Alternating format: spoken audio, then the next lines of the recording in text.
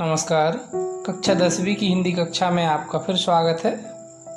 आगे तीसरा दोहा। मैं जब था तब हरि नहीं, अब हरि हैं मैं नाही। सब अंधियारा मिट गया, दीपक देखा माही। भावार्थ। प्रस्तुत पद या दोहे में संत कबीर के कथनानुसार जब मैं अर्थात मनुष्य का अहम या घमंड बढ़ जाता है तो वह स्वयं को ईश्वर तुल्य समझने लगता है। इससे पापाचार बढ़ता है और ईश्वर और उसकी कृपा उस मनुष्य से दूर होती चली जाती है। दूसरी तरफ जिस मनुष्य के पास मैं अर्थात अहम नहीं होता, उसके हृदय में ईश्वर का वास होता है। उसकी अंधकार रूपी अज्ञानता छट जाती है और उसके हृदय में ज्ञान का दीपक जल उठता है।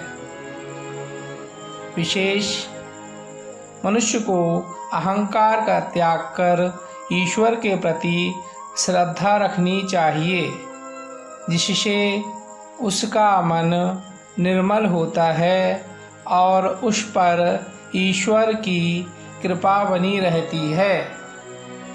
आगे चौथा दोहा। सुखिया सब संसार है, खाए अरु सोवै। दुखिया दास कबीर है, जागे अरु रोवै। भावार्थ। प्रस्तुत दोहे में संत कबीर के कथनानुसार यह संसार अपनी धुन में मग्न रहता है और सोचता है वह सुखी है, परंतु सच्चा सुखी वही है जो ईश्वर की आराधना में लगा हुआ है। इसलिए संसार के भ्रम को देखकर कबीर दुखी है, अतः संसार भ्रम में सोया है, जबकि कबीर चिंता में जागृत। विशेष जीवन का सच्चा सुख सांसारिक वस्तुओं में नहीं है, बल्कि ईश्वर की भक्ति में है।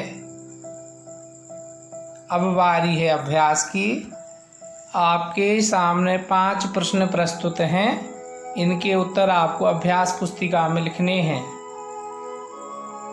प्रश्न 1।